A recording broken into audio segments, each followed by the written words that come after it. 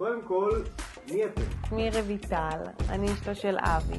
מנהלת קליניקה מזה כבר קרוב ל10 שנים, ומה הקליניקה שלנו מתמחה? קודם כל היא נותנת מגוון של טיפולי יופי. החל מטיפולים קוסמטיים כמו פדיקור, מניקור, טיפולי פנים, טיפולי פלזמה, ועד לטיפולים המקצועיים יותר שזה הסרות שיער בלייזר. אני אבי. בעיקרון אני מתעסק כבר כמעט 10 שנים בהסרת שיער בלייזר, רק לגברים. זה היה באותו יום שהיה לי מלא לקוחות ומלא עומס ברוך השם, וככה הלקוח באמת רצה היום את הטיפול, כי בדיוק מחר הוא רצה לנסוע לאילת. אז אמרתי לו, אין לי בעיה, אכפת לך שבעלי יעשה לך את הטיפול? הוא אומר לי, וואלה, לא אכפת לי, רק אני חייב שזה יהיה היום. צלצלתי לאבי, אמרתי לו, יש פה לקוח שחייב טיפול, אתה יכול לבוא? זהו, הוא הגיע, הציל אותי, עשה לו טיפול, יצא מבסוט, וככה משם המשכנו.